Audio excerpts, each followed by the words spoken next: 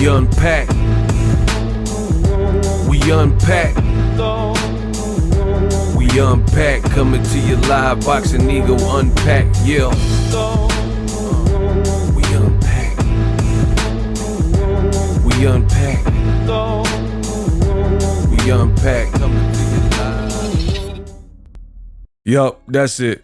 All right, I figured it out. Shakur Stevenson, I don't think he listens too much.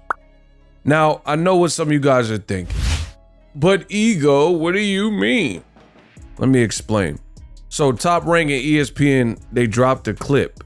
And I'll put the link in the description. I've already posted it on my social media, so you guys can see it there.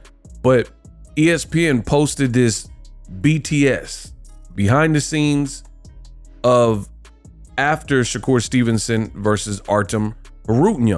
Now, Shakur was walked out by two legends, Terence Crawford and Andre Ward. So rightfully, after Shakur got the victory, they were giving him constructive criticism and just assessing what they seen from the outside looking in. Now, they weren't in the ring, but they're outside the ring, they're live, and they're pro fighters, and they're elite pro fighters.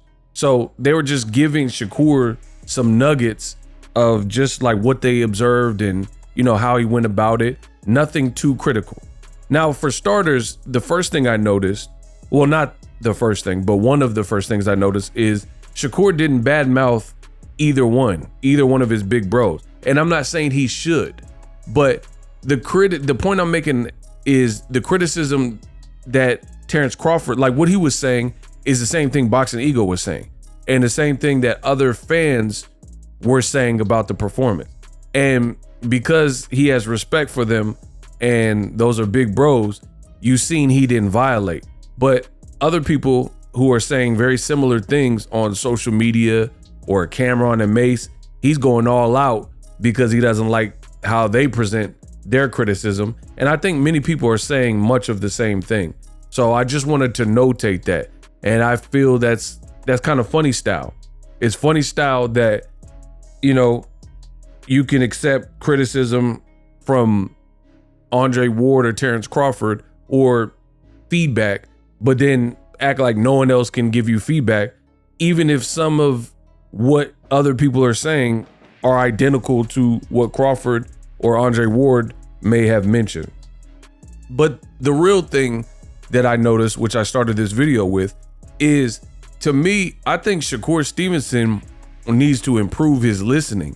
There's an old saying, and it says we have 2 ears, 2 eyes, 1 nose, and 1 mouth. So you can listen, look and listen twice as much as you talk with that 1 mouth, right? Something to this effect. You guys get it. And this generation is washed. I think this generation, they need that. They need to respect their elders and understand that there's a time to talk and there's a time to listen. Now, me, I never went through this because when I was growing up, I always had OGs that helped situate me, like people who are older than me. I kicked it with the older crowd almost, you know? So people who are older than me, or my big bro, my barber, different people that I hung out with, they were older than me, like significantly older than me.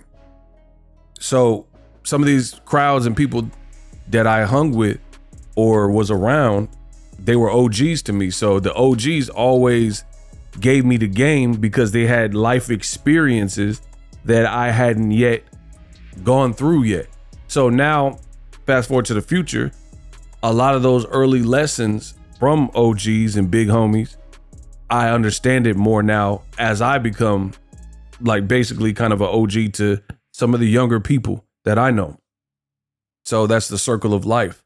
But I was always aware that there was a time and a place to talk, and there's a time and a place to listen. And that clip showed me what I needed to see.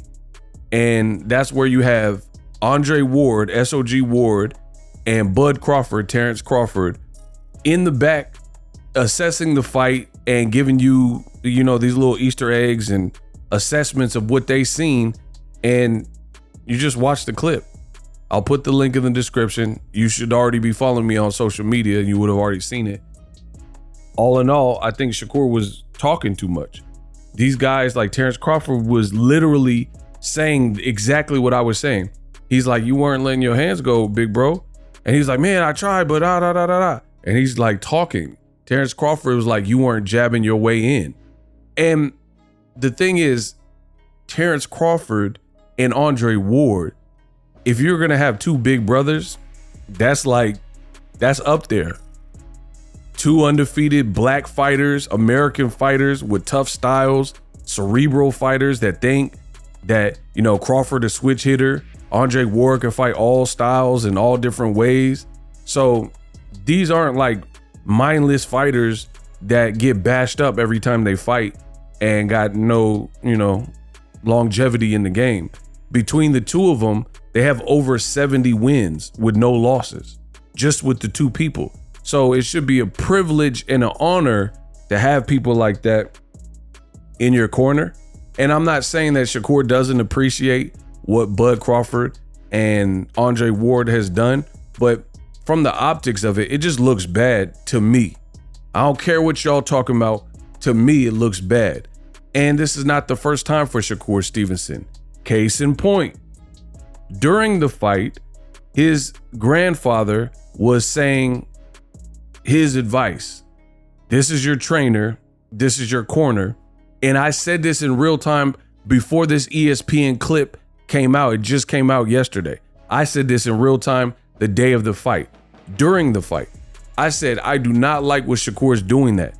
If you watch my channel for any length of time, you would know I'm a stickler for certain rules and I obey these like principles, these laws, right?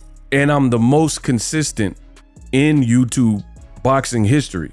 So if I have a rule, you can check my whole catalog. That rule applied to everybody. And that rule in this instance is I have never been a fan of a fighter going back to the corner and they're over talking their corner. I've always stated that because it's, first of all, it's a sign of respect.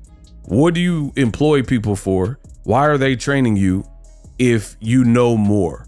Now, I'm not saying there's not ever any one-off situations where the fighter needs to respond to their corner, because of course it is communication. Maybe the fighter's like, man, oh, I hit him to the body. Maybe, or he was bleeding or there's times where the fighter may have to say something back.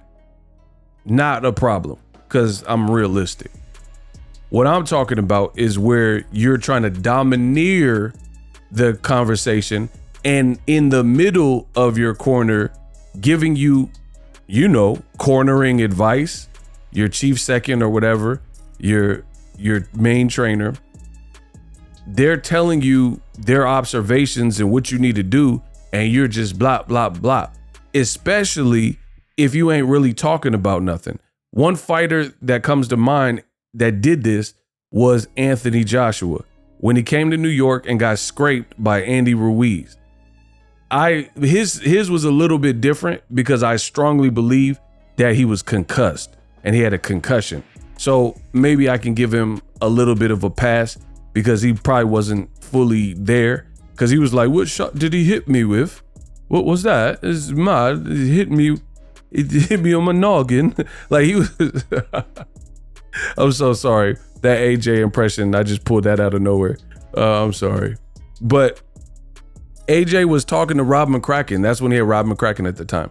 And Rob McCracken was saying his little thing, and it was being overpowered or overshadowed by Joshua asking questions and saying weird stuff. Again, benefit of the doubt, it's heavyweight boxing. You had Ruiz hurt. You got a little too aggressive. You got clipped.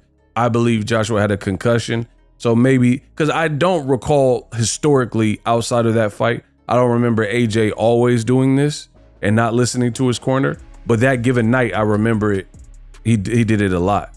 He kept talking like, what round is it? And I'm like, why you keep talking? And Shakur, he don't got no excuse because he didn't get concussed. He wasn't getting hit with like no bludgeoning shots like that. And he just kept talking. And what he was talking about was really nothing. It was like trying to be cool or, man, I'm gonna stop him. I'm gonna stop Artem. I'm gonna stop him. He breaking down. I'm gonna stop him. I'm gonna stop him. Bro, he's trying to be like Tank. Cause Tank said that to Calvin Ford.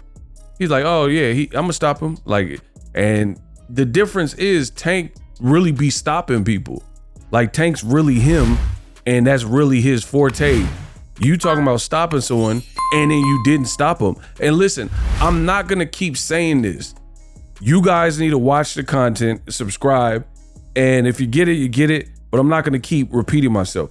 Bro, there are some people who are playing dumb. That's what I call playing dumb, where you act like something doesn't make sense to you, but you really can comprehend what's being said and you hear what's being said, but you want to play dumb like you don't understand it.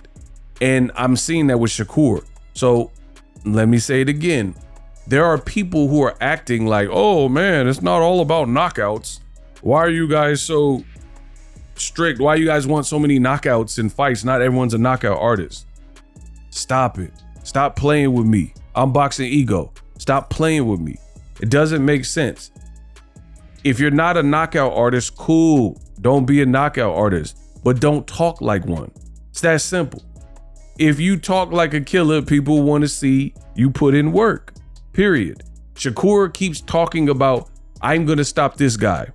I'm going to stop him. He said it before the fight, during the fight, and throughout the promotion for the fight. Oh, I'm going to stop him. I'm going to stop him.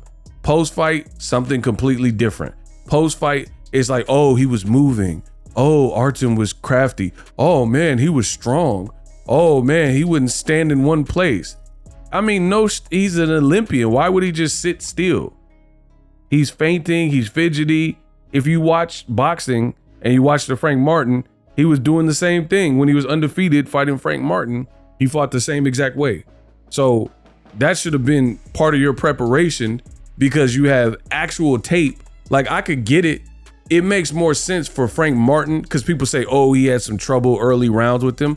That made sense because there wasn't no main USA tapes from America where he was fighting dope competition and we all seen the tape and watched it live. So there wasn't much footage on how he was getting down. So Frank Martin being a little caught off guard early makes more sense. But when you have 12 rounds of Frank Martin versus Artem Haratunian, then Shakur has no excuse. You're supposed to be a student of the game. You're an Olympian and you have at least a major recent tape. That was his last fight before he fought Shakur. So you have a recent tape and he was doing the same thing that he was doing versus you versus Frank Martin, right?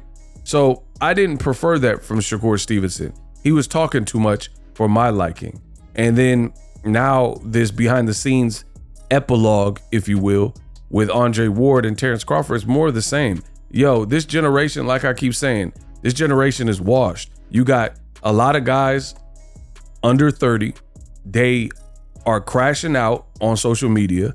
You have a lot of guys who their walk around weight is ridiculous and they're not disciplined. So their walk around weight be up high and then they got to lose 40 pounds and come down 2 to 3 weight classes to try to make weight. And then they be looking crazy on the scale and all types of stuff like that. And then now you have top level fighters like Shakur Stevenson and you got 70 plus fight pro elite experience in the form of Andre Ward and Terence Crawford, who both want you to win, who have both worked with you in different facets of your career.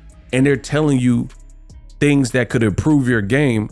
And you more concerned, at least from my perception of it, you're more concerned with responding and, oh, but Artem was doing this. The fight's over. You won it. Congratulations. But when Terence Crawford talks, it seems like, especially since he's giving you game on what you were doing wrong and he's 1,000% accurate, you weren't jabbing. He was feinting you a lot. He said the body shots were working, but you were moving a lot, but you weren't throwing a lot. And then Shakur, man, I was trying. You don't have to keep explaining. You don't have to explain that. Just listen. Terence Crawford, he about to move up and try to conquer a 4th division. You know, he one of them ones. Andre Ward, one of them ones. So that's my message. I think this new generation, if you're a young guy, if you're under 30 years old, respect your elders.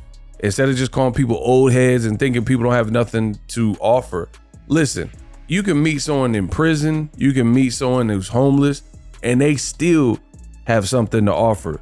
Even though they're homeless, some people would look at it like, oh, they're homeless. What could they tell me? I'm an entrepreneur. I'm making money. I'm a millionaire. That homeless person might have been a billionaire and then they lost everything, or they could have been a multimillionaire and then now they homeless. So I strongly, and I come from a different generation where that was taught. You got to respect your elders, and there's something that you can learn from virtually anyone, even unfamiliar or unlikely sources. Like I said, like a homeless person, a vagrant, they might have some game for you. They had a business and, you know, they got caught up in drugs or something and then it all went down. So it tells you at least at best what not to do. You know what I mean? So I really think Shakur should just talk less in general. Stop previewing your fights. Just go out there and fight the best to the best of your ability.